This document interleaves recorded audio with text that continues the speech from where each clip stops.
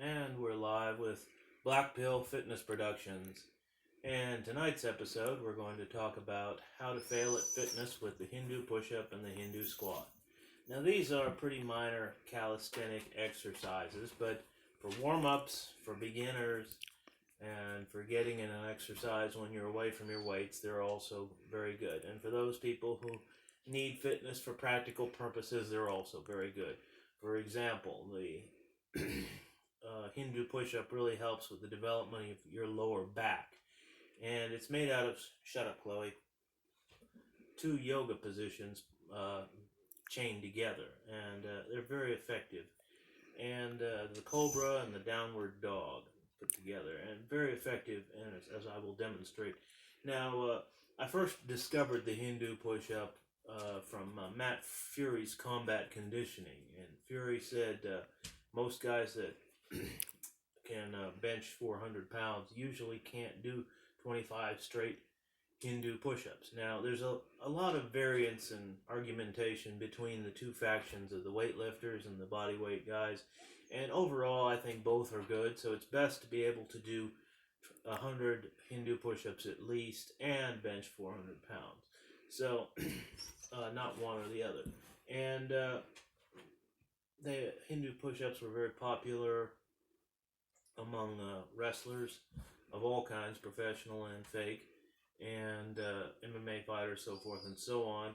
I first learned strict form from a series of videos George St. Pierre put up on YouTube years ago.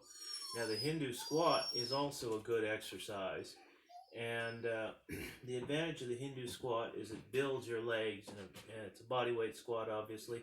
You can do quite a lot of them, and actually, since I've started doing them, a lot of my knee pain has gone away. It will cause some soreness at first, but it seems to strengthen the knees very reliably, and it helps overall, even if you're just warming up for squats or doing something more important. So I'm going to talk about strict form, and I'm going to do a few today. I'm going to do a set and then talk about it as I do them. Keep my back straight, keep my feet about 1 foot apart approximately, or shoulder width apart as they say, and simply go down.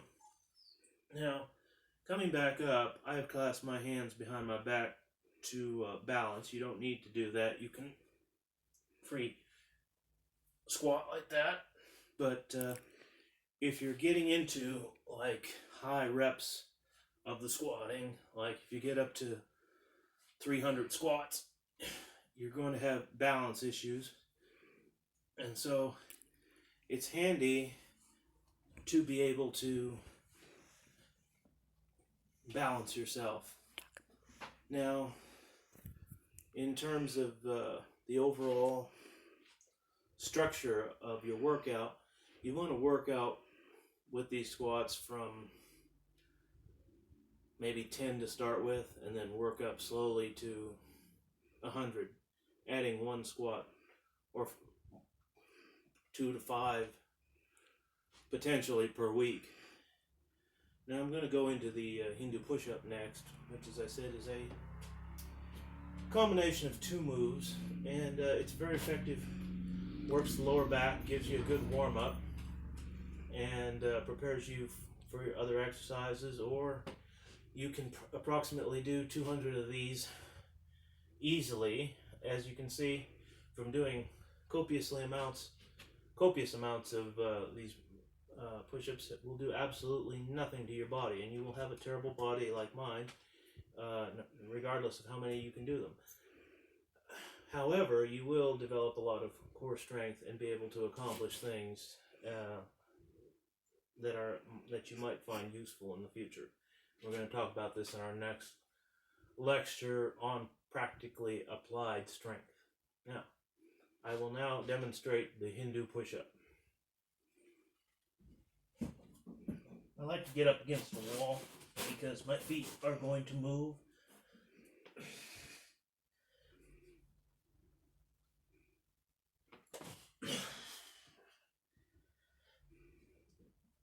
They might not move at first, but they will move over time.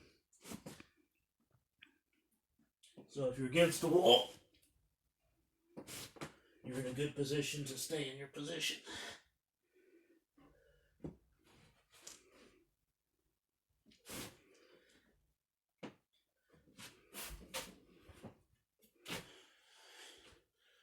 And